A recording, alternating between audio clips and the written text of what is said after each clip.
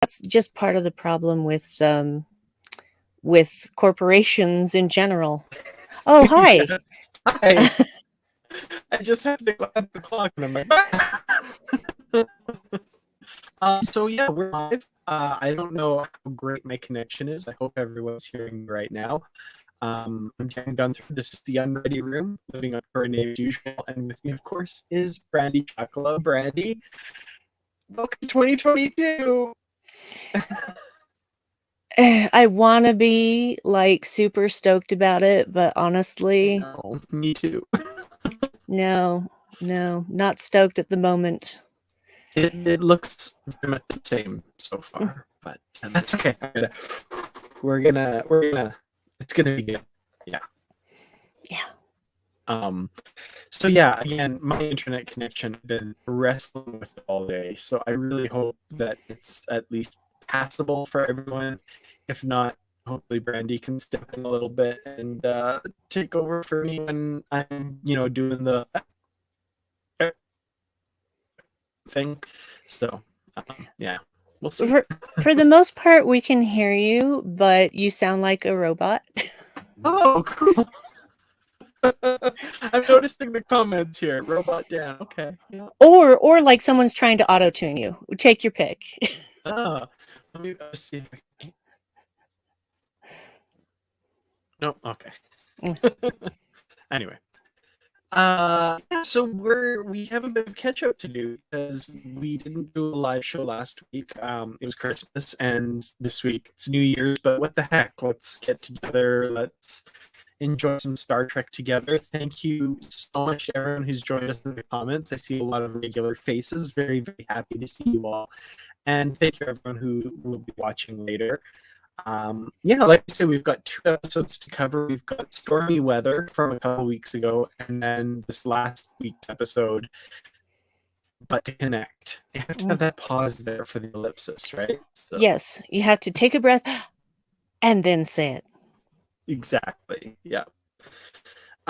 So yeah, let's jump right into it, I guess, with Stormy Weather. So I'll ask everybody to cast your minds back, last year to a couple weeks ago to Stormy Weather. And this, of course, was the mission of the Discovery into the the subspace rift that was left behind by the DMA. And I have a feeling we're going to have a lot to say about this one. And but to connect, because there were 2 very heavy episodes here. So, the initial thoughts on Stormy Weather. Well, given the title, I mean, the title is fitting as well as the song. I find it very interesting because Stormy Weather is kind of the other side of the coin of Blue Skies. They're both songs about love, but one is about how great everything is when you're in love, and the other side is how terrible everything is when you've lost someone you love or when they've broken up with you or what have you. So I just find it very interesting that both have to do with weather and both are actually talking about love. They're both metaphors for love. So I find that interesting, especially when in both cases they are dealing with in Data's case, artificial intelligence. I don't know if we can classify Zora as that now. So yeah, but wow, that was a great arrangement of Stormy Weather too. I'm just totally skipping to the end. Totally. We'll jump all over. That's totally Yeah, fine. yeah. So it was not the traditional arrangement of the song, and the actor who is doing Zora's voice sang it beautifully and gave me chills. So Absolutely. yeah, which that whole scene was just very, very hard for me because, well, the whole episode was hard for me. Let's be honest. I find voids claustrophobic. Oh yeah. And so the whole time they were in there, I was just so unsettled and upset. And every new bad thing that happened, the dot screaming, oh my Lord, I never want to hear that sound again. Yeah. Oh. Yeah, I did notice watching this. Like Star Trek has done The Void before, right? And there are a few episodes that put me in the mind of season 2 of TNG, where Silence has Lease. I kind of half expected Nagilum to come up, or when they first sent the dot out, expected it to disappear and then reappear at the other side and start heading back towards them or something. It had that same kind of eerie quality to it. Voyager, the Void, we get that similar type episode with Voyager and a bunch of other ships all kind of trapped in this region. I don't know if you've gotten there yet, actually, Brandi. I'm not I have sure. not. I have not. Okay, that's actually a really good episode. I want to say season 6, maybe Yep. season 7. I'm not sure. I'm about halfway through season 4, so I'm getting there. All right. And then, of course, you can even go to the animated series with the time trap, that kind of idea of getting trapped in this void and having to escape. So, yeah, that it does well with that really claustrophobic, trapped feeling. So I totally get that. I also love what you said about Stormy Weather and Blue Skies being the two sides of the same coin, because every time I start singing Stormy Weather in my head, my brain does this thing and I'm like, Stormy Weather from now on. No, that's not right. That's My something I would do. brain does that with those songs and I can't get to stop. Like, it just so funny that yeah, they really are kind of two sides of the same coin, like you said. Sure. Yeah. Yeah, it's a very intense episode, and it was somehow more intense the second time I watched it, even though I knew Mm, everything that was going to happen. Knowing that and being able to focus on other parts of the episode, such as, everybody's reactions, checking the subtitles to see if I heard what I thought I heard, things like that. It actually intensified the intensity of mm, the episode for me. And that's actually usually the yeah. case. The first time that I see it is as a screener with no subtitles. And then the second time, now that I know the plot, now that I know what's coming, I can focus on all these other things and I glean new information. In fact, I could probably watch a Discovery episode 4 or 5 times and find something new in it every single time, because there's just Oh yeah. so much in there. Absolutely. They pack so much into these episodes, and that's not a criticism by any stretch. No. They're very rich, and there's a lot going on. And I find that too. I when I get a chance to watch a second time, I definitely feel that I'm getting a lot more out of it. Uh, Patrick, thank you, by the way, for The Void is season 7 Voyager. Thank you so Of much. I course, appreciate that. Patrick would know. Thank you, Patrick, our resident Voyager expert. Much obliged. Much obliged. Um, Man, see, like even my clicking something is really slow. Like, I can't make the comment go away now. Like, my internet is just on the most random weird things. Um, That's so odd. yeah, maybe that. I guess Patrick's comments just here along for the ride forever now. Until Yeah. maybe I'll try to clicking another one. Anyway, um,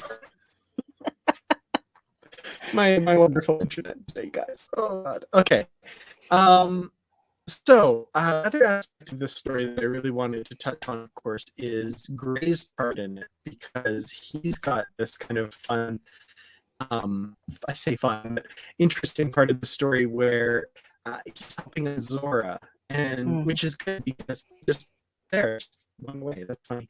Um, he's helping Azora because he's kind of, I think, seeing a kindred spirit. There's a lot of connections between the two of them. We even get that discussion of them choosing their names and a new identity and new um, learning new things about themselves and how they present themselves to the world. I think there's a lot of really cool parallels there.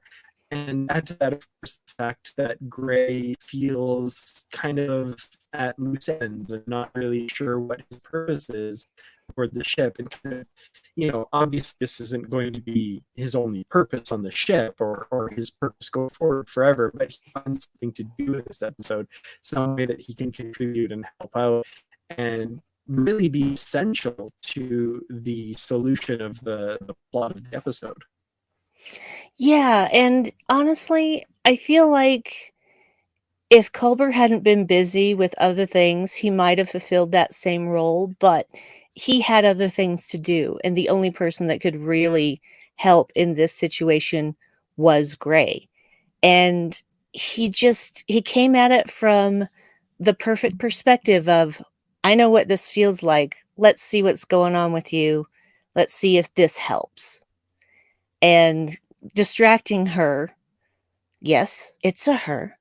It's distracting her while she was, overwhelmed. Her internal sensors were basically overwhelmed with too much information, distracting her so that she could focus and calm down was their key to actually figuring out how to get out of this. Mm-hmm. They didn't figure out what was going on because they would have been eaten alive before they actually got any salient facts about anything. That void was No. weird and uncomfortable. But yeah. Yeah, absolutely. Uh, that whole situation they're in, that uncomfortable feeling that just pervades this episode, and added to that, the weirdness that's happening physically to Chip and stuff when they try to jump out using the store drive. What happens to Book really Ugh, starts to like put me off. Not in a bad way. I don't mean put me off the episode, but like yes. put me out of sorts a bit watching this with the visions he's seeing, hallucinations of his father, and we're never quite clear if it's like he says at the end, I don't know if you're a manifestation of my subconscious or if you're really here somehow, but he's choosing to believe the latter.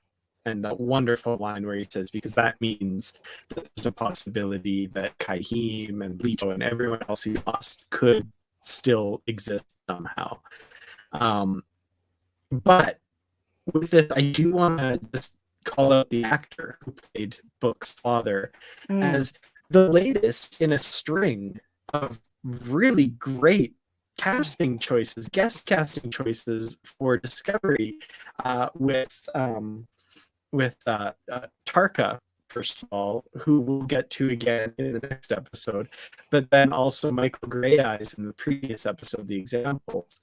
This is just another, like, I was just drawn in by his intensity of his mm. performance as Book's father, and just like, ooh, he was chilling and gripping at the same time. A Absolutely, I don't know if I could even put any better adjectives on that. He was well, in a way, he was kind of hypnotic.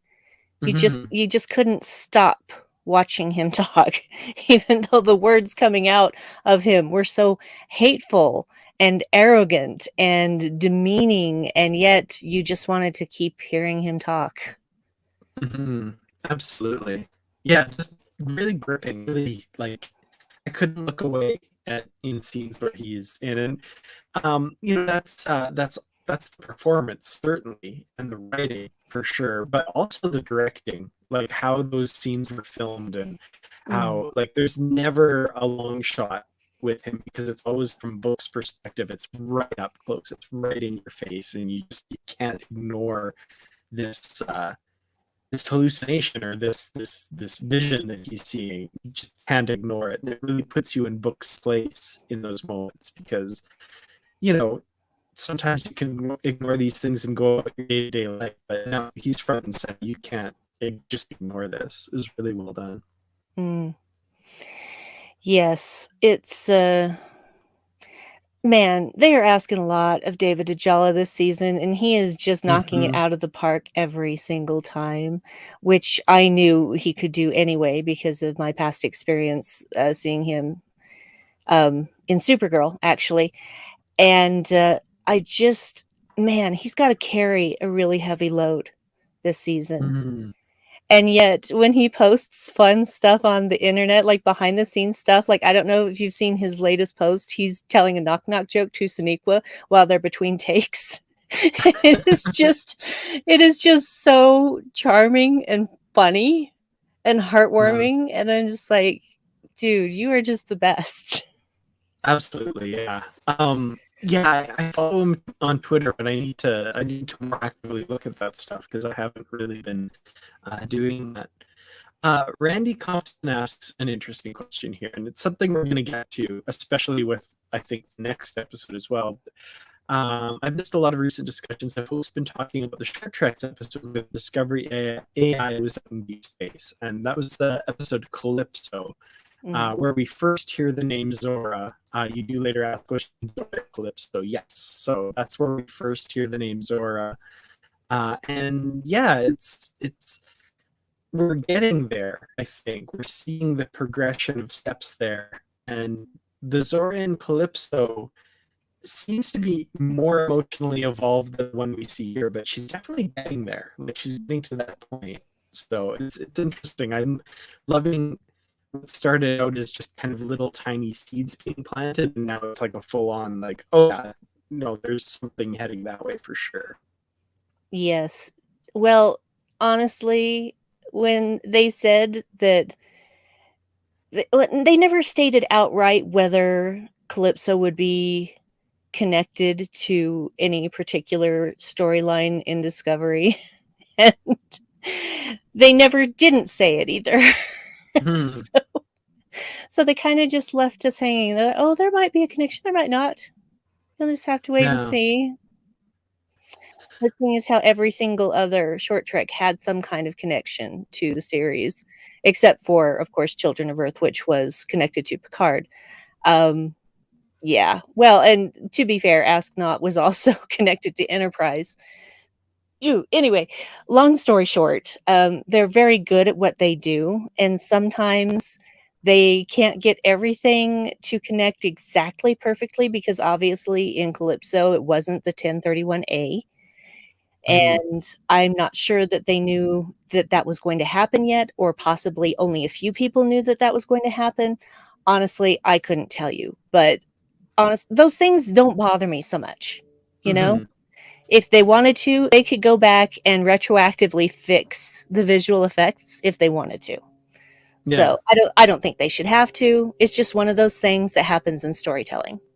It, Yeah, I had that discussion with Bruce, and I was kind of curious. I was wondering, like, would would you be bothered? Would one be bothered? And I was asking Bruce specifically if they just retconned and said, oh, actually, the ship looked like the 1031A in that episode. It just whatever.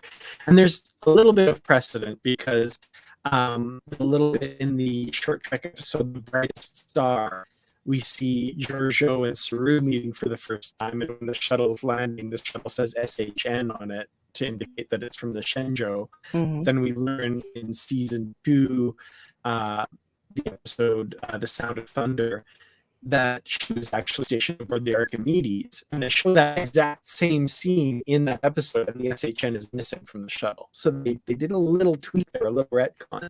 This one would be a little bigger than that, Yeah, but because the ship would look different as well. yeah.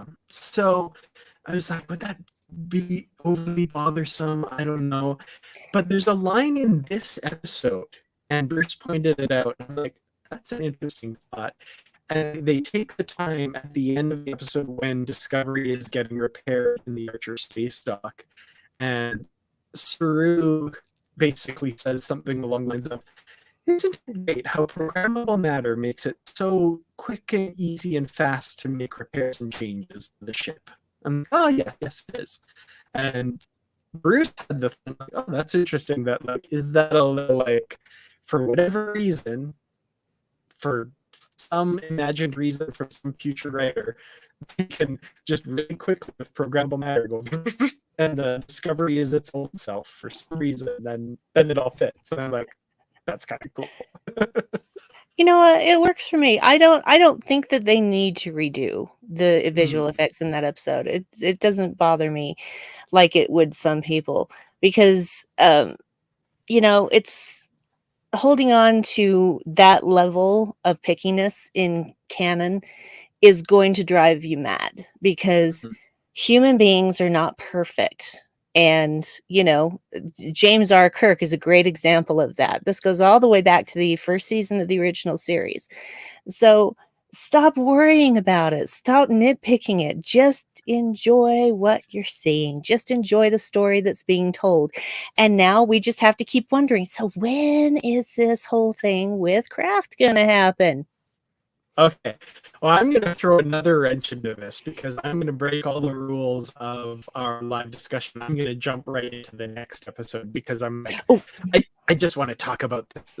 Like, we'll still talk about Stormy Weather a bit, but I just, one little tiny thing I want to say about the next episode is we learn that Zora has a subconscious and dreams. And I was like, what if the Short Tricks episode Calypso is just dream? Is just one of Zora's dreams that she has at some point and got to see it. And I'm like, A, okay, that's a little bit of a cheat, but B, that's kind of cool. I would totally be okay with that explanation. It was all a interesting. dream. Fascinating. Fascinating. And in dreams, nothing is all, there's always weird things that don't match real life. And that's right. So it's a dream. That's very, very interesting. That is a possibility because not only does she have her own memories, but she has everything that the sphere data contained.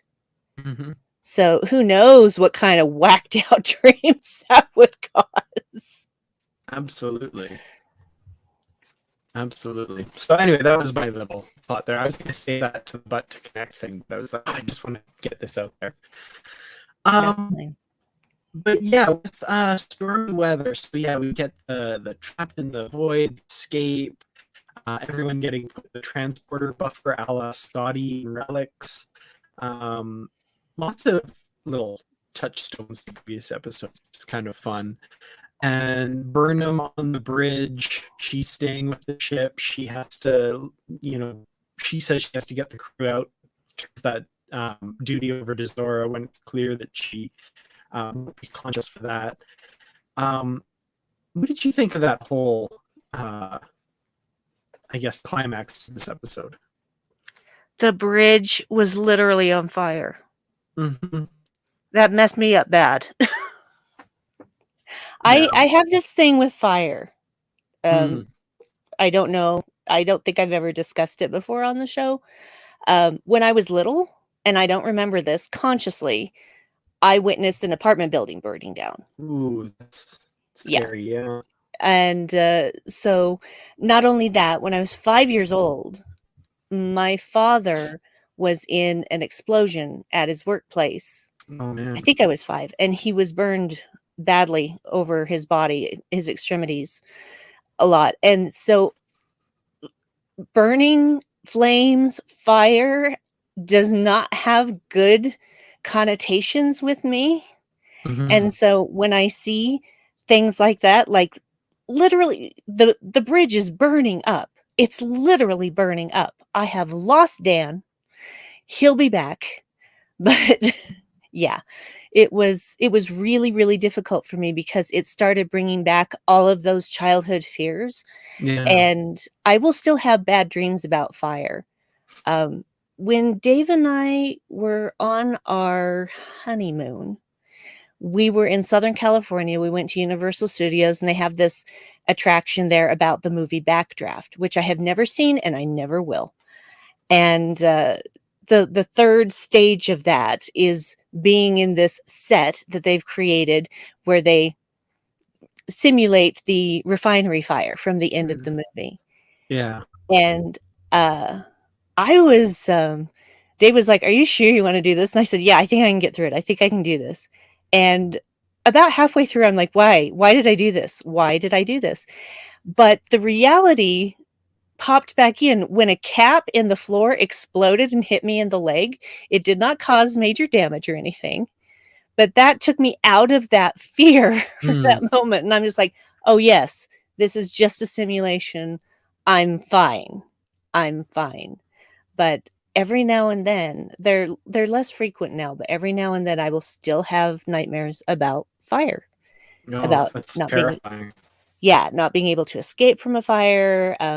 being trapped by fire, all those sort of things. And I used to have those like once a week when I was a kid. Oh, As an adult, not so much. Maybe like once a year, but still. That was I'm surprised I didn't have a nightmare about fire after watching this episode twice. But I yeah. guess my brain has finally decided that it doesn't need to torture me with that while I'm sleeping because I'm doing it while I'm awake. Mhm. But it's just it was difficult. It was really difficult for me not only to see my beloved Discovery burning up, but just whew, it was hard. It was really Yeah, hard. no, absolutely. Yeah, those images are very striking, even like for myself who's had no particular traumatic experience with fire and stuff. So I can't imagine like what that must be like for someone who's had such a intimate experience with that. That's terrible. Um, I do have to say, and I'm not damning the episode because I really like this episode. And the episodes this season, each one has been better than the one before it. This one broke that just a little bit for me, and it's specifically that escape from the void that did that for me, because in the back of my mind is this little voice that I couldn't shut up, which was like, why are you on the bridge, which is like right exposed to the, like, go deep in the hull somewhere and be safer. I understand, of course, that you want that image of Burnham on the bridge of her ship commanding it through this and stuff, but like for whatever reason that voice wouldn't shut up in the back of my head, and some of the peril was just a little bit manufactured there for me. But that was like the only thing that just brought me out of it a little bit. And I have to agree with Tia here. She should have taken shelter deeper in the hull of the ship for greater protection. Makes logical sense, doesn't make dramatic visual sense, but I absolutely agree with you there, because we have learned in previous episodes there are areas of the ship that are much greater protection from the hull and that sort of thing, being one that's always listed as the safest place on the ship and stuff like that. But a very small thing that just kind of took me out of it just a little bit. Yeah, that didn't even occur to me because at the rate that this plasma was eating through the hull, nowhere on the ship was safe. There was absolutely no place on that ship where she would not have been affected, where the heat wouldn't have been too intense. Well, Uh, affected, yes, but she's sitting, 5 meters away from the hull on the bridge, whereas sick bay she wouldn't be. Right? She'd be more in the center of the ship. The heat would be there, but there wouldn't be a chance of the bulkhead blowing off and getting blown into space or something. That's all. maybe, maybe not. I don't know. The ship looked pretty rough when it was in space dock. Lots of parts of it missing. Yeah, but again, as I've said in the past, being the most protected part in the ship, somewhere that's not on the outer edge of the hull would obviously be safer than somewhere that is. That's all I'm saying. It's just Yeah, I understand. I uh, just that didn't even occur to me at all. hmm, So I was just too afraid of the fire, I guess. I don't know. fair enough. No, absolutely. Um, the other quick thing I want to mention about this is Burnham and Zora's family tree. I thought that was a kind of really fun way to bookend the episode a little bit. Bookend. That wasn't a pun, but I'll take credit for it. Do absolutely. Yeah, I loved that too. I love that the Lologi orb has just inspired all of this family tree stuff, and now it's just catching on. Pretty soon, everybody on the crew is going to have one of those. One thing that I forgot to mention that I wanted to say was I love the moment when Burnham decides they're leaving, that this is too much of a risk. And you see her Mhm. calculating it in her head very, very quickly. Yeah. And this is the opposite of the thing that Rillick accused her of. She is taking all of the risks into account. She is making good decisions based on the situation they're in, their possibility of success, all of those things. She is doing that. And Mhm. she saw a losing situation. And the thing is that, you know, even if they had decided earlier to leave, it wouldn't have mattered. The moment they got in there, they were trapped. It wouldn't have mattered Yeah. how much time they spent trying to get information, or if they tried to leave right that second, wouldn't have mattered. They were Yeah. stuck there no matter what. So she made the absolute right decision. And then, whew, with the help of Gray, see, again, I think Gray should just be there forever as Zora handler, you know, her Yeah. attaché, as it were, to help, to be the bridge between the human. Uh, well, excuse me, I shouldn't say human. There's more than humans on the ship. Between the organic organisms and, the Hmm. intelligence that is a new life form, as we'll talk about in the Absolutely. next episode. Definitely. Um, yeah, that moment where Burr makes the decision, I'm glad that you brought that up, and especially in light of the conversations with Rillick in the first episode. Like, I wonder if in that moment, I mean, it's the Burnham's not a real person, but whatever. In that moment, I wonder if Rillick's voice just crept in there a little bit, and I like that she's, as this captain, she's taking this advice and this experience that she goes along in her career and incorporating that, and um, it's growth of a character over the course of a season, which, again, something that Star Trek hasn't necessarily been great at in years past, but with this more serialized nature, the idea of a character taking a lesson from episode 1 of a season and incorporating it in episode 6 of a season, that's a cool concept, that looks something TNG you wouldn't necessarily see or something like that. So I love that, along the same lines as seeing Discovery still beaten and battered and damaged at the start of the next episode. Like, I'm so used to the paradigm of like Voyager getting the crap kicked out of it 1 week, and then the next week, like, oh, we're fine, blah blah blah, we're on the holodeck, no need for energy rations or anything like that. And just the opening shots of the next episode, seeing Discovery there still in space, stuff, being like, oh yeah, hey, all right, that was pretty catastrophic, wasn't it? That would happen in Enterprise as well. They would, That's true. Yeah. like the episode Minefield. Yep. And then Absolutely. next episode, they're like, "Oh, we got to find a place to make repairs," and that episode is Dead Stop, that's a horror movie of an episode. I love it. Yeah. So I still wrong. remember having that same thought watching that episode too. I was like, oh, they're still okay. All right. Like, having just been burned from 7 seasons of Voyager, which, not a bad show, but it had its weaknesses in that department. And then, like, seeing them do that on Enterprise, I remember starting the episode Dead Stop, and I was like, oh, they're still damaged. That's awesome.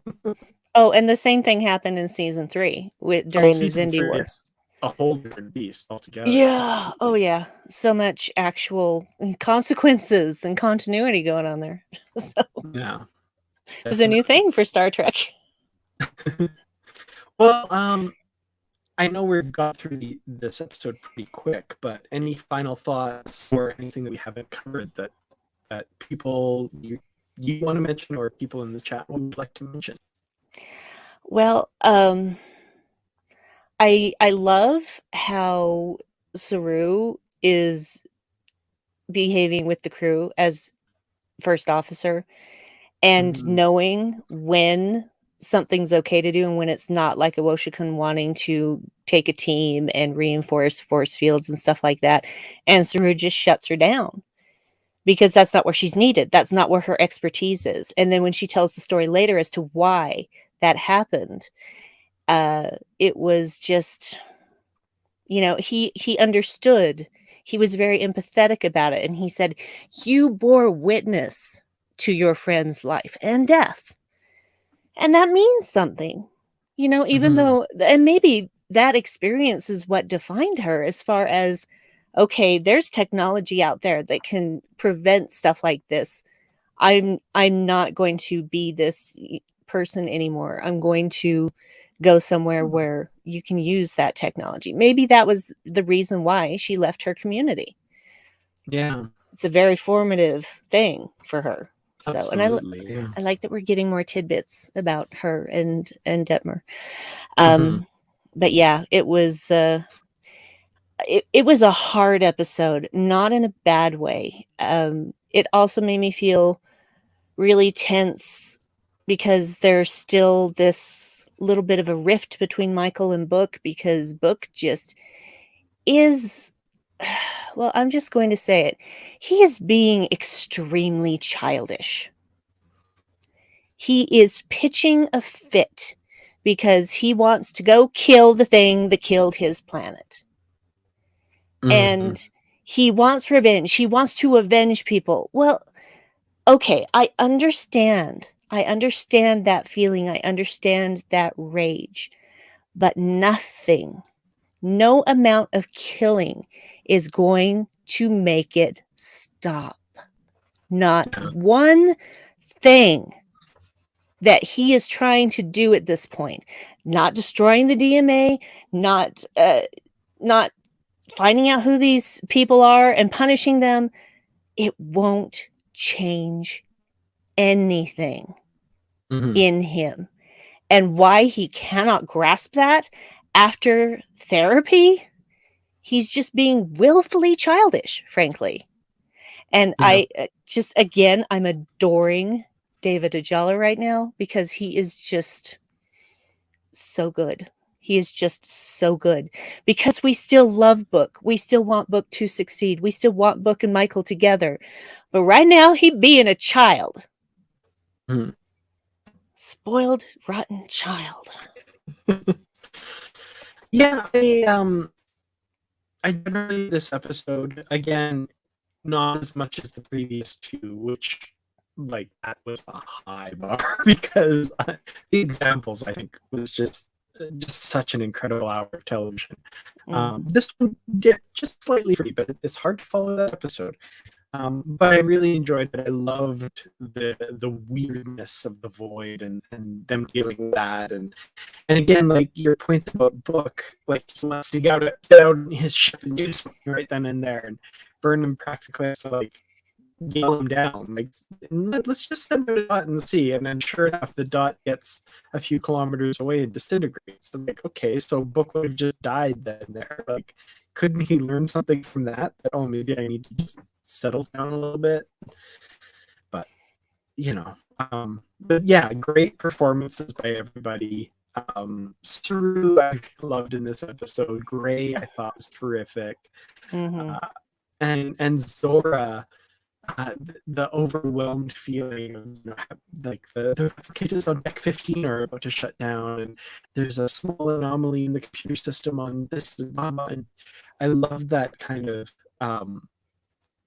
illustration of being so overwhelmed and not being able to focus. And that was a really cool problem for Zora to have in this episode and deal with that. I thought that was great. And Burnham on the bridge talking her through following the signal and getting her to focus and calm down there, that was great because I was like, oh well, just why doesn't Burnham go into the transporter and have Zora get her? Oh no, she's needed. They need to hold Zora together. Oh, that's yeah. So great stuff in this episode. Really enjoyed it for sure. Oh no, we lost him before his rating. Well, he's back. Somewhat. There you are. Okay, cool. I'm just going to wrap up by saying 4 out of 5 dots that make it safely back to Discovery after exploring a bit of the, in the alternate reality we didn't see. The dots are all fine; they don't scream. So, yeah. Yes. Yes. I didn't give it a rating. I give it one giant overloaded internal sensor array because boy, do I know how that feels on a daily basis. Mm-hmm. I hear you. And also great direction by Frakes. I gotta say, the episode was beautifully directed by Jonathan Frakes. So, of course, Frakes always. Ugh. absolutely, We love Frakes. Well, let's move on then to But to Connect. I've only had the chance to watch this episode once, so I haven't gone through it with a fine-tooth comb like I did Stormy Weather. But I have some thoughts on this one for sure. So, yeah, quick rundown of this episode. There's the DMA conference where they're trying to decide what to do. It ultimately comes down to the choice between a peaceful attempt at first contact and strike, strike to get rid of the DNA control. Thanks on Target's idea.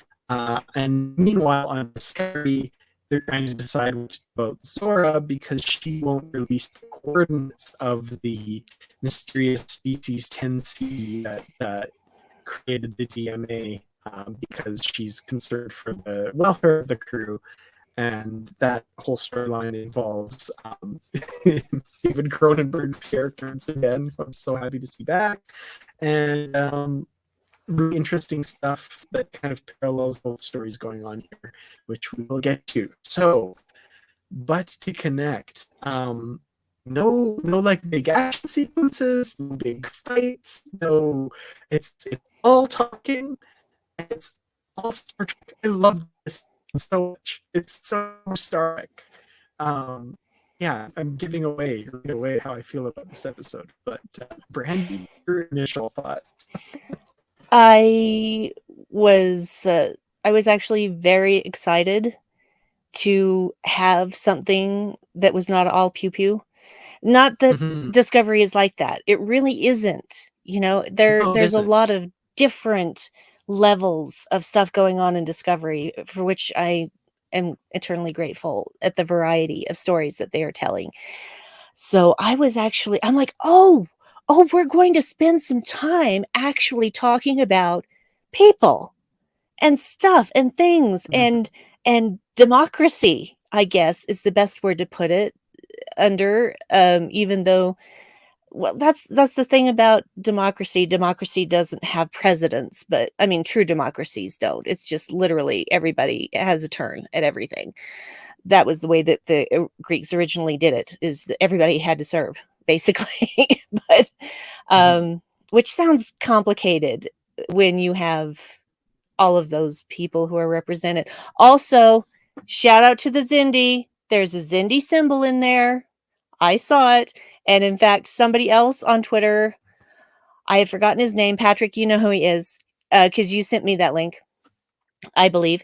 He said as well that there was a Zindi emblem voting for the Take Action Now portion instead of the peaceful first contact.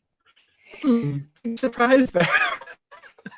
Sorry, Yeah. I shouldn't paint them all with a broad brush, but Yes. Well, it depends on which. Hopefully, they had someone from all 5 species there, but mm-hmm. who's to say? Nah.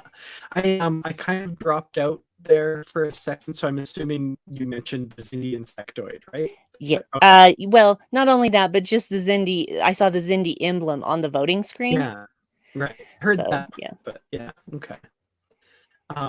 That's cool. I had a little thought during the voting thing, and again, we're jumping all over this. I was like, that's horribly unfair to the voters who want to initiate peaceful first contact. Just as like someone who's studied a little bit about human behavior, about how much more effort it takes to do this than it does to just do nothing. Up still won, so I was happy. But I was like, no, that's not good. Like, and I take human behavior. I guess I should say sentient behavior if we're talking about this. But anyway, that was one little thought that went through my head during that scene. I was like, they should do it as 2 separate. They should have to actively choose both, for both. But anyway, that was a little tiny human behavior course I took way back in university at one point that was talking in the back of my head. But yeah, so democracy, that was fun to see that whole process play out. That was really cool. Yeah. Great to see King of the Moths again. Yeah, that was fun. And again, exactly what we were saying with the last episode. You know, something that happens in episode 1 directly affects something happening now in episode 7. This is, by the way, the 47 of Discovery. Every Star Trek series that's gone at least 4 seasons has a season 4, episode 7, and this is that. So this is the 47 of Discovery. Excellent. Little thing, Excellent. but it's my nerd brain latches onto that. No, I understand that because honestly, I can't even tell you how many times that I've gone for a few hours without checking my email and I look and see how many messages I have and it says 47. It happens more often than it doesn't. Mm-hmm. It's the quintessential random number. That's what they say. Yeah, it's weird. So fun, so fun. But yeah, there's so much in this episode too. I because we have two very different but similar conversations going on Mm-hmm. because they're struggling with the DMA, and obviously this has been built by someone. They know that now. We have the coordinates of where they are, and the thing, the very Star Trek thing to do is to make first contact, to be Mm-hmm. thoughtful about this process and see what's actually going on here. If this is intentional, if it's accidental, what's happening. So, I honestly really hope that this doesn't turn into one of those, well, we saw that you were becoming a threat, so we decided to come and wipe you out. Because if that's what they're doing it very inefficiently, frankly. Mm-hmm. So I really don't want it to be that. But just the same questions that they're asking about Zora, you know, how Stamets is not okay with her having emotions and being able to trust her when everyone else is. That's a Mm-hmm. very interesting conversation. And this episode, I think, really showcases just how far Stamets has come since season 1. Yeah. And it's really impressive to me. The small changes in the character have built up to this completely likable person now. Mm-hmm. Because and I've always liked Stamets, even when he was prickly, but Oh yeah. now we're seeing more of the real man underneath all the prickliness, and that Yeah. is a combination of many things that have happened throughout the last seasons before this, the last 3 seasons before this. So I understand his point of view, but at the same time, I'm like, dude, Mm-hmm. come on. Yeah, I totally got his point of view in this one, and it rang incredibly true to me. Like I love that he does eventually, by the end of the episode, back off from it when he gets enough evidence in front of him that sets his mind at ease. But I love that, it wasn't like an aha moment and like, oh, now I'm totally okay with this.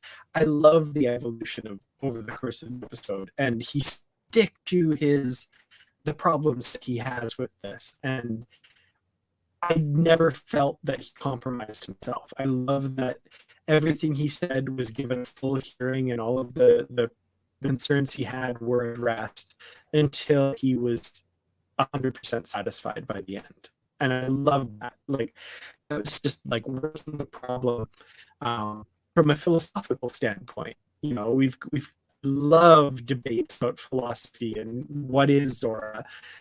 Is she an integrated artificial intelligence that they're not allowed to have in Starfleet computers and stuff, or is she something else? And other people have pointed this out, so I can't take 100% credit for it, but I was totally in my mind thinking of Picard's speech in Measure of the Man.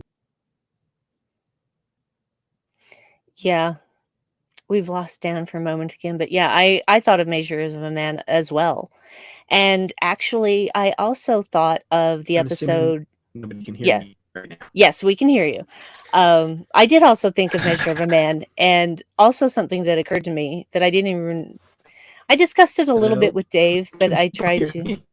Yeah, we can Oh hear you, no. Dan. We can hear you. Can you hear me? Testing, Oh boy, this is testing. Can you hear wonderful me? riveting stuff here, I'm sure. Oh no. Oh no, he can't hear me. Dan! Dan, can you hear me? Anyway, I'm going to carry on for the moment. So I'm hopefully assuming he it's will. my internet that's gone squirrely, not Brandy's. No, I am But if completely not frozen. someone can tell me So different in the comments, that would be wonderful. But I don't yeah, think that's the case. yeah. Uh, long story short, it also made me think of Lal in the I can't remember what season it was. Someone in who's a TNG expert can tell me, I'm sure. Uh, and how her developed emotions were not expected and also very frightening to her. So, oh, okay. Everybody's getting on there. Dan hopefully will be back with us. Long story short, there's so much to say about this episode, and I want Dan to be able to say those things with me, so I'm kind of vamping until that can be sorted out. I was unsurprisingly very emotionally moved by this episode, and I love that Kovich is the one who has been assigned to determine what's going on, and having him there as sort of this cool, not, I wouldn't even say devil's advocate so much as just the person who is just going to find out the truth regardless of what anybody's feelings necessarily are. But he interacts with Zora as if she's a person, which I found interesting. He speaks with her as if she is an intelligent life form, which, as we find out, she is. And the interesting thing about her dreams is that no AI can dream unless they're programmed to do so. And the fact that Zora didn't know she was dreaming per se, that she didn't understand how this sector of her programming came about, that's fascinating. Oh my goodness, is Dan back? I think I'm back, and I think you're still with me for a minute. I had no idea what's going Oh on. can Maybe the can universe me trying to get in or something. I don't know. yeah. Can you hear me now? Are you good? I can hear you. Okay, My perfect. screen was blank, and I couldn't hear anything. And sorry if I was talking over you in my like ramblings, but I had no idea if I thought people can hear me. I don't know what's going on. Anyway, Yeah, I was just vamping till you came back. The meat of what I wanted to say, and I have so many things to say on both sides of the story. Which do you want to start with, Zora? Do you want to start with Michael and the Federation and everything? let's let's go with Zora first, because then Okay, we can finish off with Michael and Book, because I think that's where the episode wants to leave us. right, agree. Yeah. So, yeah, I love that they brought in Kovich because he's the perfect person to make this evaluation, having extensive knowledge about artificial intelligence and obviously psychological training as well, extensively.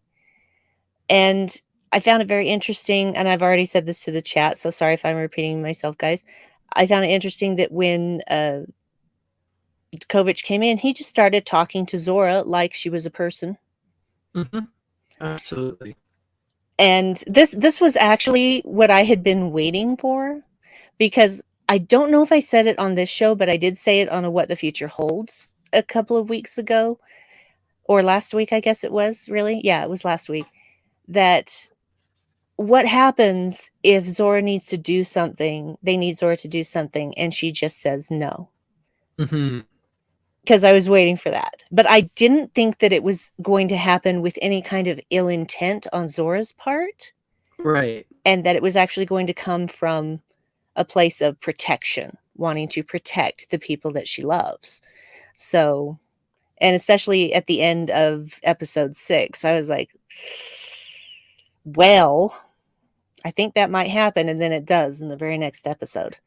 Yeah. But yeah, I really appreciate that Saru is there to basically mediate between Kovich and Stamets, and Culber is there because also therapist. And then when when Gray and Adira find out what's going on, they're coming in to speak on behalf of Zora as Mhm. well. And so you've got this committee going on right now. It's like, and Stamets, I think, handled it actually pretty well because he was on his own in Mhm. that room. He was the one who wasn't okay with all of this, and it was just, talking about, well, I'm not okay with this. Why are you guys okay with this? Why am I not okay with this? And really Yeah. just trying to dig down and figure this out. And it Yeah. was not bearing any ill will towards Zora, but all of his concerns were very valid Absolutely. Yeah. if she were classified as an AI, Mhm. but she's not. As we Yeah. find out at the end of the episode, she's a new life form, as your name suggests. Exactly. Yes. But Um. she goes so far to gain his trust as to create a kill switch for herself. Yeah. I Just and as an aside, I love that bit at the end where they said, "Zora, get rid of your kill switch." And she's like, "Well, it wouldn't be much of a safeguard if I could get rid of it." yeah. That was great. Um. Yeah, that whole thing was so good. And to your point, Stamets being alone and all of that, I think a different personality could have let himself get just like, oh, okay, well, I'm the only okay. But Stamets is not like he's going to stand up for what he believes in that moment. And like I said, the philosophical debate that comes out of that is an important one to have. And I thought it was really good, um, I'm going to use language here that I don't really believe, but like on the surface, you could think of it like, oh, let's just be all touchy feely and assume that Zora is going to always have our best interests at heart. She's our friend, so we're all going to be happy always and forever. No. Oh no, right in the middle of a sentence. Well, while we wait for Dan to come back, I only just earlier this week, actually last week, late last week, found out that Discovery was going to go on a hiatus for 6 weeks. Do you know how that affects me, guys? They haven't done that since season one, and I am not happy. I want all my Discovery episodes right now, but I understand why they're doing it because Prodigy is coming back next week. So there we go. Are you back? Can you hear me? Are you there? No, he's not there. Anyway, all I can say about Prodigy is I've already seen the new episode because screeners, and though I'm sure all of you are like, oh, you're so lucky that you get screeners, may I remind you that it is very, very difficult for me to not discuss anything with anyone who hasn't seen the screener. And even so, I still can't post any public comments or reviews or anything like that. I can't even allude to anything. It's it's a difficult thing, but because I am a vault and would never ever betray my oath to keep it secret, keep it safe, I will never tell what is in the next episode of Prodigy. All I can say is it's a lot. Ow. I'm excited. We're talking about Prodigy. That's cool. Yeah, um I've seen the next episode, so oh, dangerous. Okay. it's a lot. It's a lot. It's a lot. All right. So yeah, I'm not sure where I dropped out in what I was saying, but I think everybody got the gist. Well, you dropped out right as you were saying touchy feeling and everything should be fine with this, and he was going no, and then you dropped out, so we missed most of Oh, your whole point. great. So the most important part, cool. Yes. Yeah, like I said, that's language that I wouldn't normally use. I'm just saying, like on the surface, like oh, she'll always have our best interests at heart, and that the argument that that might not always be the case, and like what if, I think is a very important one. That a little bit of a splash of cold water just in the face, that like, you know, everything seems good, everything seems nice, and it's really great to believe that that would always be the case, but control, right? And the last one we talked about, our last live stream, I brought up control, and I wondered if that was in the back of Brim's mind.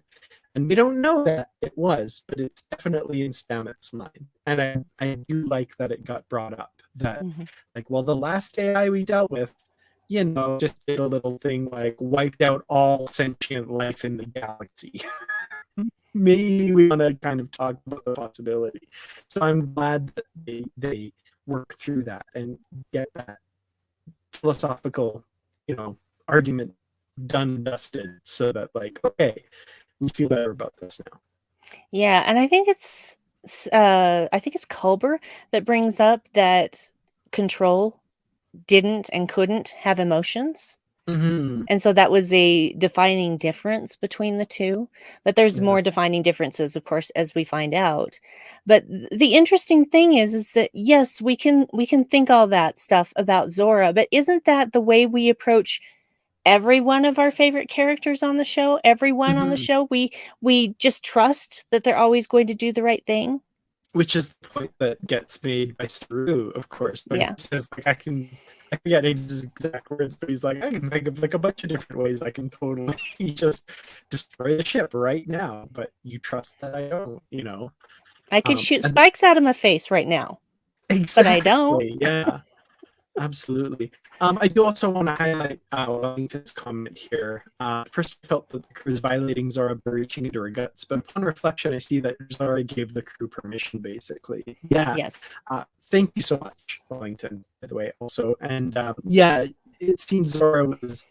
I liked Kovich's approach, which is just to be completely open with Zora, and Zora, of course, reciprocating. And, you know, it's funny with some of the things that were being said about her, someone else might immediately leap to offense, like, Mhm. you know, but so it's like, yes, Commander, you know, like just like totally like, I want to answer your questions and put you at ease. And I really like that. That was a little fun. Yes. Um, I do love that, the end of it is that Stamets comes back in, he says, "I'm still not completely on board with this. I don't know what you're going to say in your evaluation, and, but I have an idea." And, Kovich basically says, "Well, my evaluation is finished, but go ahead." Mhm. And that's when he says, "We all are governed by a code of conduct that we swear to when we join Starfleet." And I think that Zora should join Starfleet. And she's like, "I would like that very much." That was such an elegant solution. I loved that so much. Yeah, it was. And this was the part that really made me cry because she says, "I feel seen. Hmm. I feel seen." And that's such an important thing for anybody on any level, but for a life form that's never existed before, something totally new in the universe that we know of, um, Yeah. to feel seen. And now we have a new member of Starfleet and a new member of our Discovery crew. Yeah, holding the rank of specialist, which I thought was kind of fun, just bringing it a little bit full circle from Burnham's role aboard Discovery in season one. I was like, oh, interesting. Specialist Zora now. That's kind of cool. Um, and yeah, that whole, I knew as soon as that line as well. I was like, oh, I bet you Brandy's breaking a little bit right now because yeah, because I certainly felt that. Like it was just like, wow, that was amazing. And then I think possibly my favorite part of the episode, even though I saw it coming moments before he said it, I loved when Stamets asked him, like, "Okay, you said you were done your evaluation already. What would be the outcome right now if I had come in here and said I wasn't convinced and I was not okay with it?" And Kovic says, "Well, we would have transferred you to a different ship. Like, And I love that. And I was like, oh, it's going to be about him in that moment. And yep, totally was. That was great. But that's the beauty, and that's where you see all of the growth of Stamets really come to its fruition, because all he does is smile and say, "As it should be." Yes. Yeah. And that is just what a wonderful line, too, for sure. So much great stuff in that part of the episode. Yeah. Yeah. Um, Anything else with regards to Zora that we want to talk about that we haven't? I can't think of anything off the top of my head. There's so much there, but I believe that we covered enough of it, covered the most important parts. Oh, it's all important. What am I saying? We just do the best we can without just regurgitating everything that happened in the episode. So, yeah. Absolutely. Well, let's move on then to the DMA conference then, which we talked a little bit about, but like I said, there's the two big things: the like peaceful first contact or destroy the DMA controller, with Ruan Tarka and him choosing his moment, because yeah, he's got to be that guy. I'm not gonna say the words that came into my brain there because YouTube doesn't like that. But Yeah. Yeah, no, I totally know what word you want to say, and I agree. And I knew that we hadn't seen the last of him, and so when he bamfed in, oh, what an annoying ability. I'm sorry, but I mean, it seems really great, but then you see how other people can use it, like Tarka, and you're just like, yeah. no, you shouldn't be able to just bamf right up there next to the president. Come on. Mm-hmm. But I'm sure there's security there. But even so, it's just, yeah, when he showed up, I'm just like, ugh. Except I was really excited to see the actor again because Yeah. he's just so good. And, but I was not surprised to see him at all. Mm-hmm. And yeah, we get a revelation about him if he is indeed telling the truth. And I honestly don't know why he wouldn't be. He Yeah, from another universe. that was weird.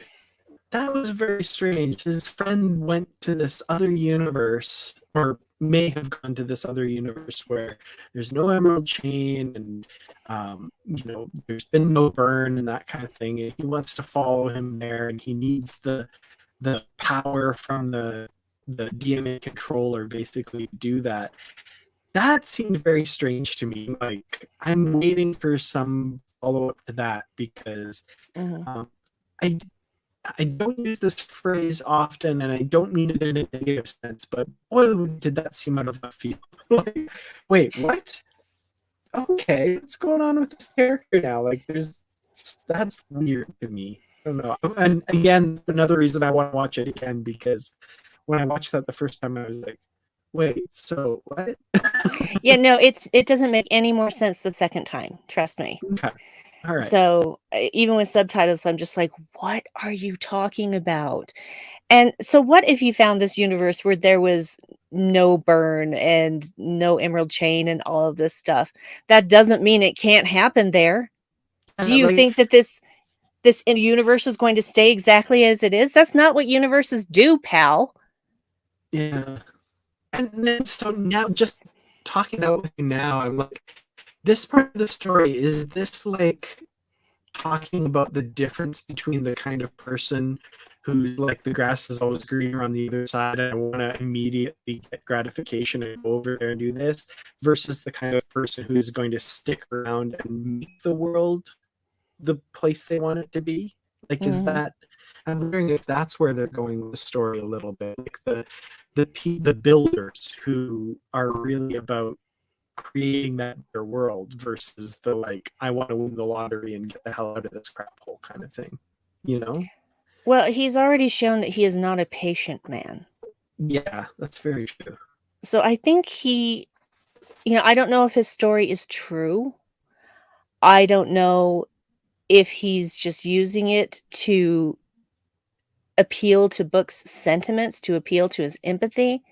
I really don't know, but I don't trust a damn thing he says. I No, will tell yeah. you that right now. I I just there's more to this. They've given us a crouton. I'm waiting for the salad. Give me the salad. Mhm. Absolutely. So, and now I have to wait 6 weeks for the salad. Thanks a Oh, lot.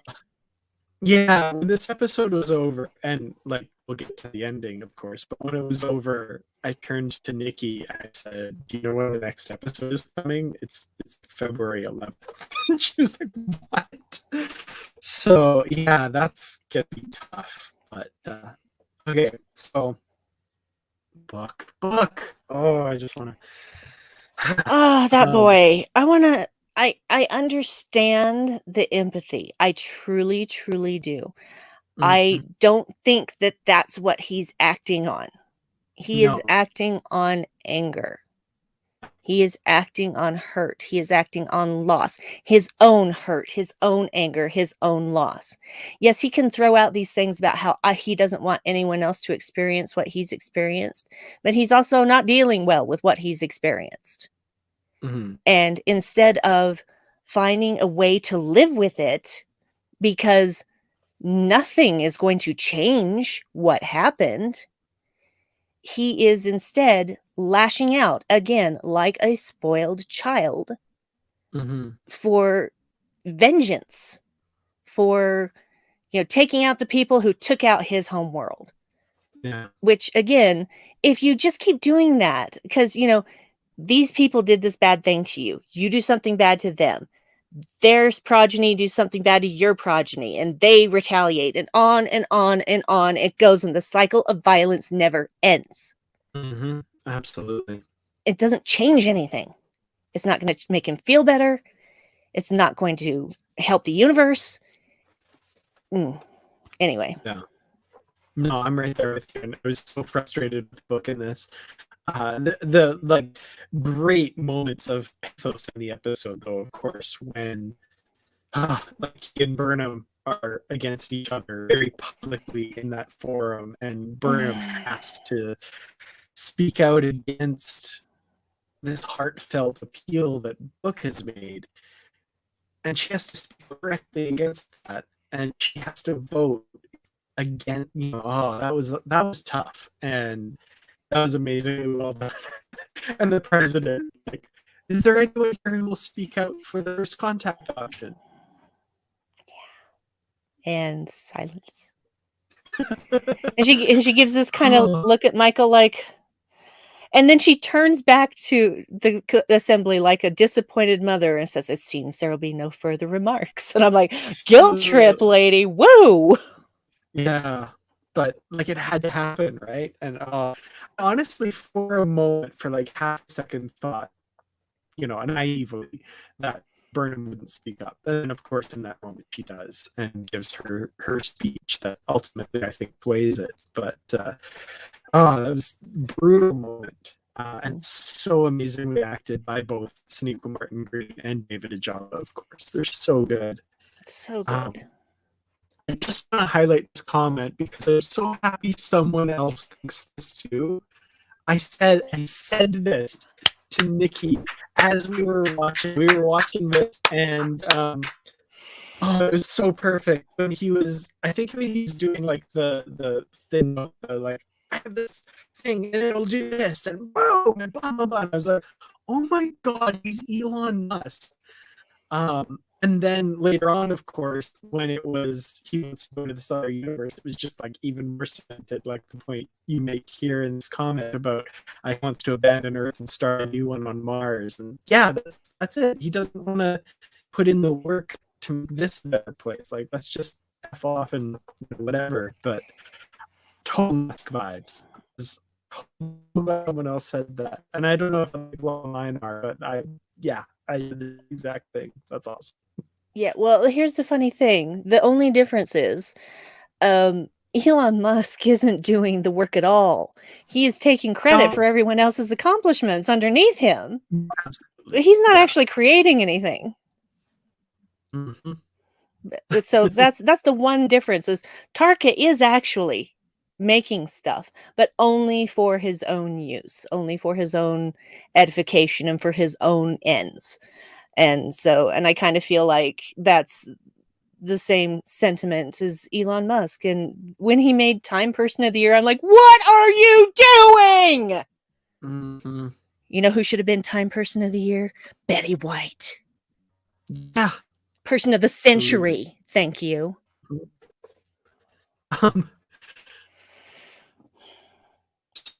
This line, by the way, Zora, grudge? Could you hide this current location? Love that line.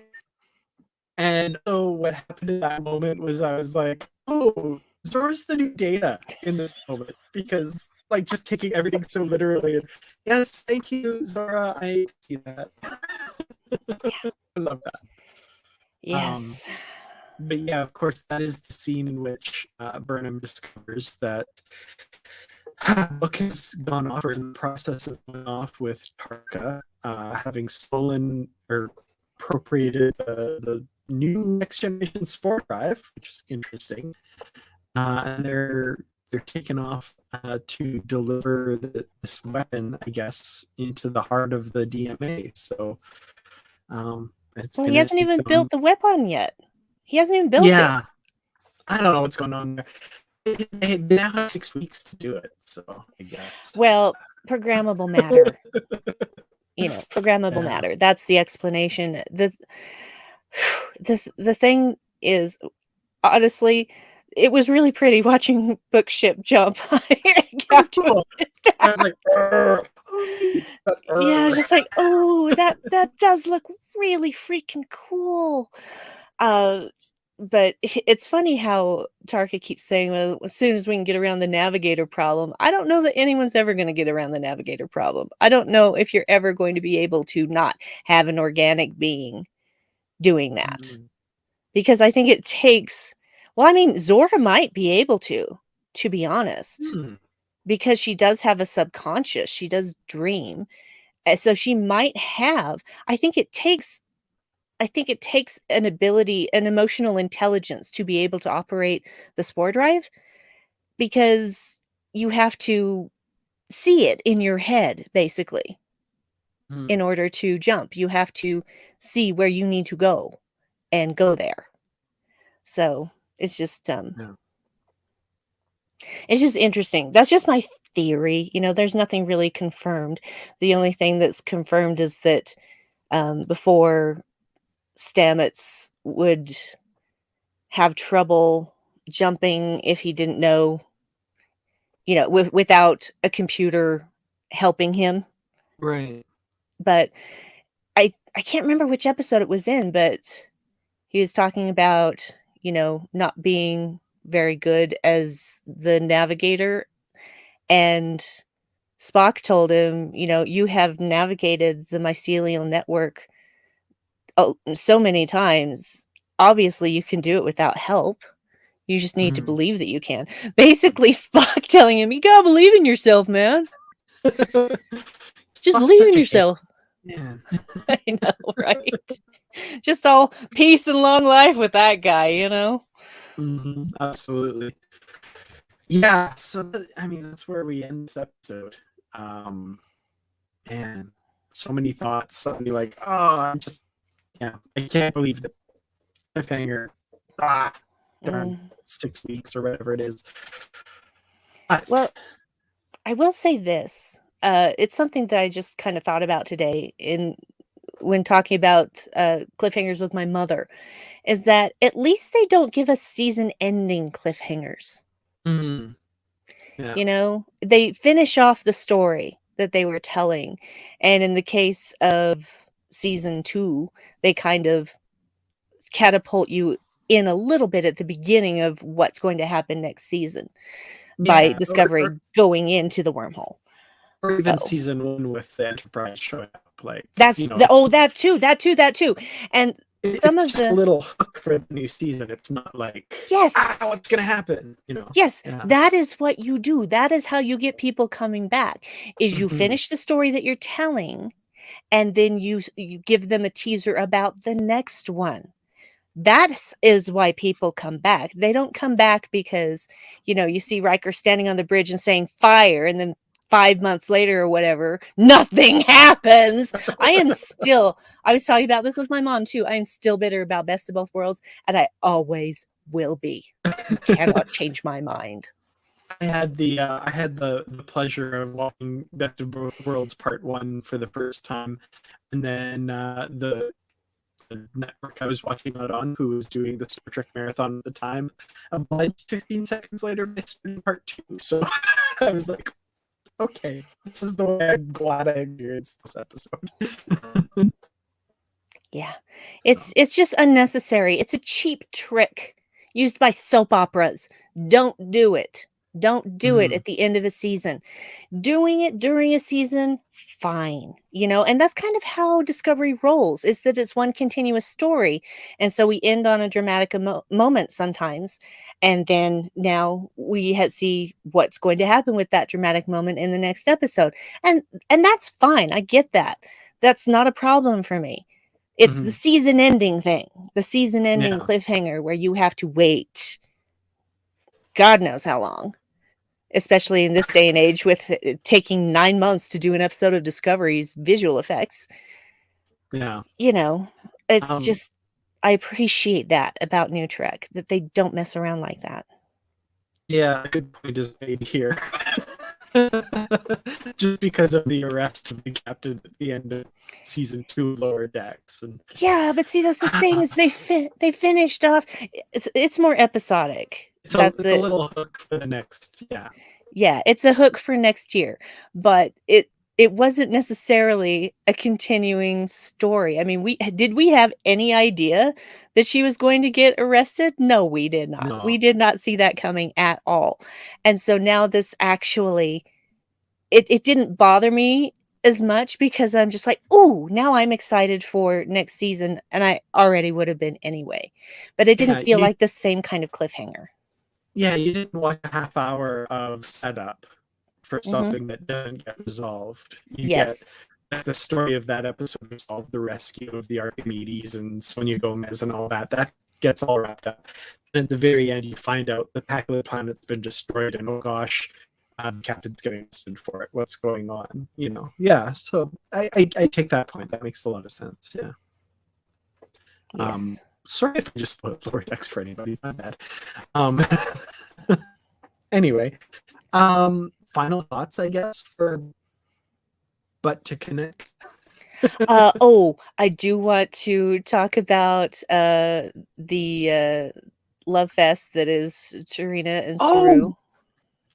yes, that She was smiled, y'all. I saw her smile. She smiled. that was adorable. Hmm. Oh man. Hmm. She waited for him. She was waiting for him. That's why she hadn't gone back to Navarre. She was waiting for him. She was waiting for this meeting to be over so she could see him. Do you know what else I noticed in that scene? Saru stammering and being a little awkward. That was so cute. He's like, well, I wanted to. It's like, oh my god, this is so adorable. It was so cute. I loved it so much. Every time those two are together, I love it. I want more of that. Yeah. Oh, I love that so much. And the little succulent to like flavor her tea. What an adorable gift. And yeah. Her face lights up. Like it's a little bit of a smile and her eyes, like the smile is in her whole face. That was great. I loved it. Loved it. So good. Stu has a girlfriend, I think. I think we can say that. Yeah. Yeah, I awesome. hate that term because Oh, I know. it sounds so juvenile. I mean, That's the point, though. when you're a teenager and you say that you have a boyfriend or a girlfriend, yeah, because you're still boys and girls. But as an Yeah. adult, I just feel like can't we find a better word for that? Mhm. Because it I just doesn't work as an adult. I like the juvenile bit though. I don't know. I love the idea of like Stammet going up the street and going, Stu's got a girlfriend.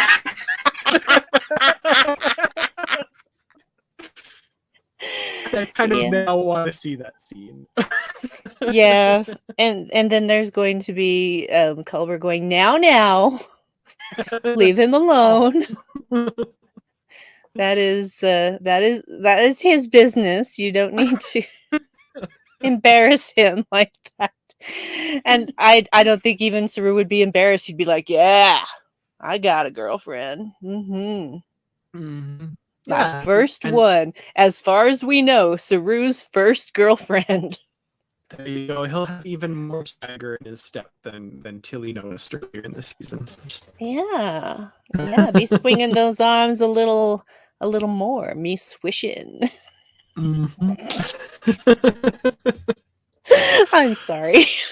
No, don't be sorry. That's great. I love it. So yeah, ratings in the comments and final thoughts as well from anybody following along too, for sure. Yeah. So Wow. What an episode. And no fighting in ships, which is fine. mhm. There actually isn't a ton of that, because when it comes right down to it, Starfleet is about discovering strange new worlds, seeking out new life, new civilizations, and boldly going where no one has come before. So I like that they reinforce that with the way that they're approaching these aliens that have created the DMA. So it was just so very Star Trek, and it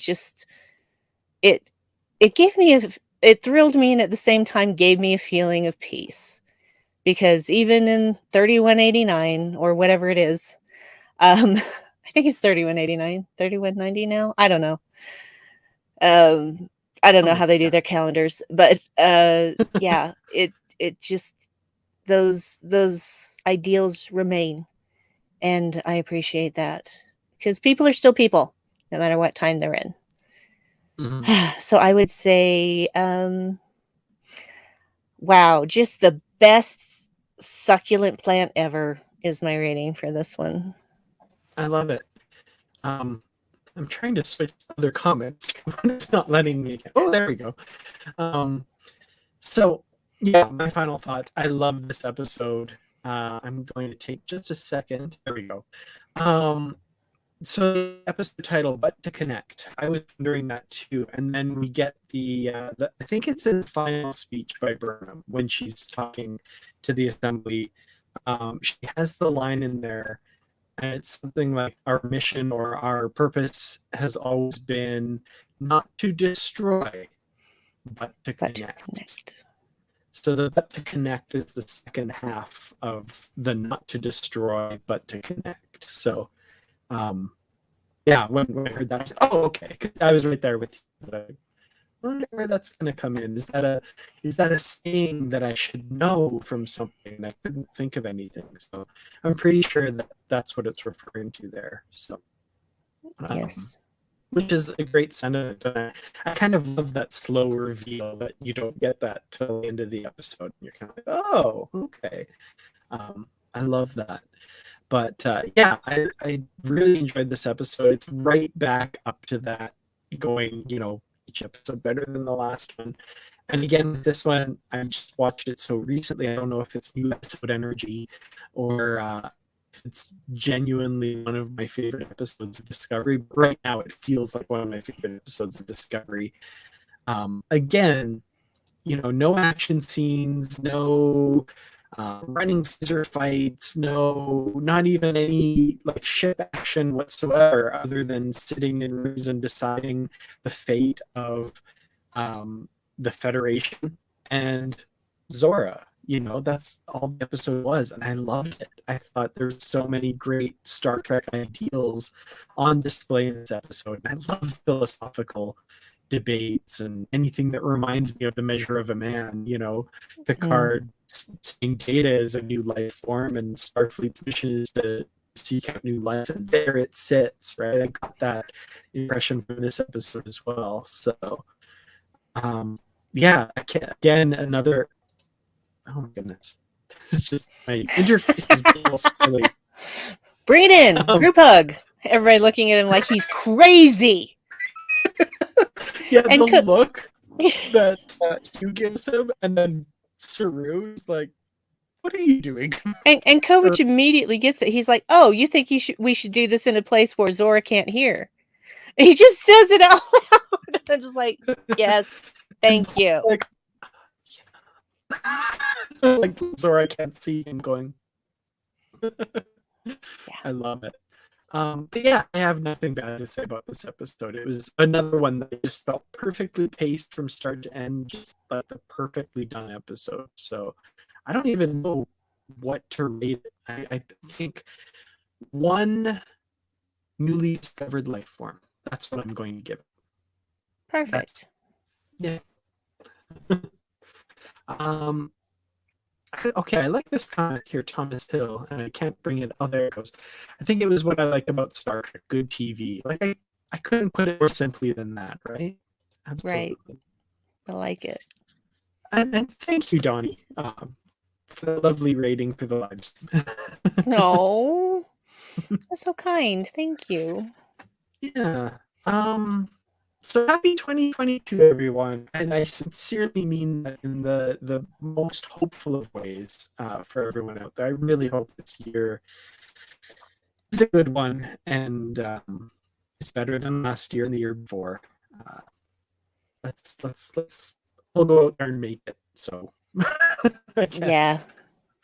Yeah. Brandi, where will you be available online in 2022? Same place as I always am, which is Twitter, Brandywine12. That's how you find out all the things that I'm doing because I can't be buggered to talk about all the other things because it starts to get tedious even to me. Not that I'm saying that the things that I do are tedious, but talking about them.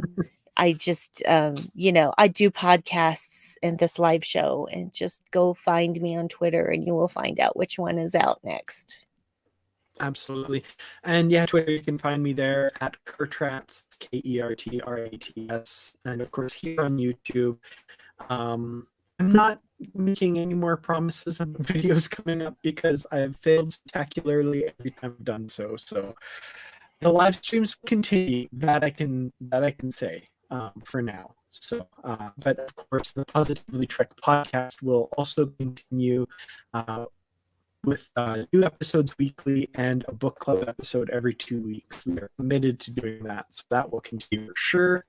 And beyond that, you can just find me in the Positively Trek discussion group. Basically, anywhere where there's cool discussions happening about Star Trek, I'm probably there, at least reading. So, yeah, see you out there. As we said, Q says that at the end of all good things. That's where I'm getting that from. So, yeah. Have a wonderful 2022. We'll see you next week where we'll be talking about Prodigy, I guess. Yes, we will. I'm excited. I can't wait. So until then, as always, live long and prosper. Live long and prosper. Is that a thing we do? I don't know. Yeah, sure. It's something we used to do on Live from the Edge, and I see no reason why we can't do it here. So live long and prosper, y'all. Live long and prosper. Be like hippie Spock, yo.